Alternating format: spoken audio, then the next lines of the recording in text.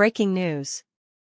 Trump outlines his plan to restore the First Amendment and freedom of speech. He will end the deep state censorship complex and the unjust influence of social media, the legacy mass media and Google's search engine algorithm that spreads fake news propaganda while censoring truth. His plan will prevent government bureaucrats and the FBI and CIA from controlling the information that our country relies on, because without freedom of speech we have no country. If we don't have free speech, then we just don't have a free country. It's as simple as that. If this most fundamental right is allowed to perish, then the rest of our rights and liberties will topple, just like dominoes, one by one. They'll go down. That's why today I'm announcing my plan to shatter the left-wing censorship regime and to reclaim the right to free speech for all Americans.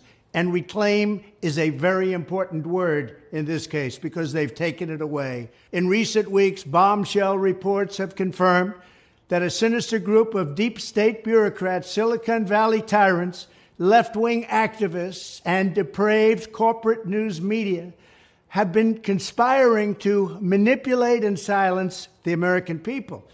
They have collaborated to suppress vital information on everything from elections to public health. The censorship cartel must be dismantled and destroyed, and it must happen immediately. And here's my plan. First, within hours of my inauguration, I will sign an executive order banning any federal department or agency from colluding with any organization, business, or person to censor, limit, categorize, or impede the lawful speech of American citizens. I will then ban federal money from being used to label domestic speech as mis- or disinformation. And I will begin the process of identifying and firing every federal bureaucrat who has engaged in domestic censorship, directly or indirectly, whether they are the Department of Homeland Security, the Department of Health, Human Services, the FBI, the DOJ, no matter who they are. Second, I will order the Department of Justice to investigate all parties involved in the new online censorship regime, which is absolutely destructive and terrible, and to aggressively prosecute any and all crimes identified. These include possible violations of federal civil rights law, campaign finance laws, federal election law, securities law, and antitrust laws, the Hatch Act, and a host of other potential criminal, civil, regulatory, and constitutional offenses. To assist in these efforts, I am urging House Republicans to immediately send preservation letters, and we have to do this right now, to the Biden administration, the Biden campaign, and every Silicon Valley tech giant, ordering them not to destroy evidence of censorship.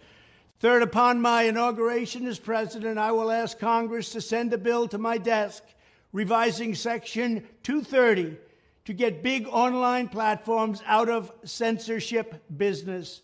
From now on, digital platforms should only qualify for immunity protection under Section 230 if they meet high standards of neutrality, transparency, fairness, and non-discrimination. We should require these platforms to increase their efforts to take down unlawful content such as child exploitation and promoting terrorism, while dramatically curtailing their power to arbitrarily restrict lawful speech. Fourth, we need to break up the entire toxic censorship industry that has arisen under the false guise of tackling so-called mis- and disinformation. The federal government should immediately stop funding all nonprofits and academic programs that support this authoritarian project. If any U.S. university is discovered to have engaged in censorship activities or election interferences in the past, such as flagging social media content for removal of blacklisting, those universities should lose federal research dollars and federal student loan support for a period of 5 years and maybe more. We should also enact new laws laying out clear criminal penalties for federal bureaucrats who partner with private entities to do an end run around the Constitution and deprive Americans of their First, Fourth, and Fifth Amendment rights. In other words, deprive them of their vote. And once you lose those elections, and once you lose your borders like we have, you no longer have a country. Furthermore, to confront the problems of major platforms being infiltrated by legions of former deep staters and intelligence officials, there should be a 7-year cooling-off period before any employee of the FBI, CIA, NSA, DNI, DHS, or DOD is allowed to take a job at a company possessing vast quantities of U.S. user data. Fifth, the time has finally come for Congress to pass a digital Bill of Rights.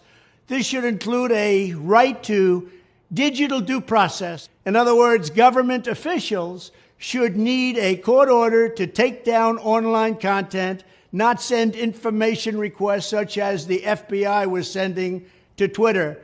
Furthermore, when users of big online platforms have their content or accounts removed, throttled, shadow banned, or otherwise restricted, no matter what name they use, they should have the right to be informed that it's happening, the right to a specific explanation of the reason why, and the right to a timely appeal.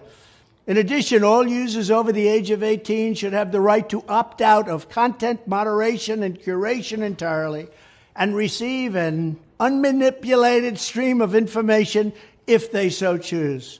The fight for free speech is a matter of victory or death for America and for the survival of Western civilization itself.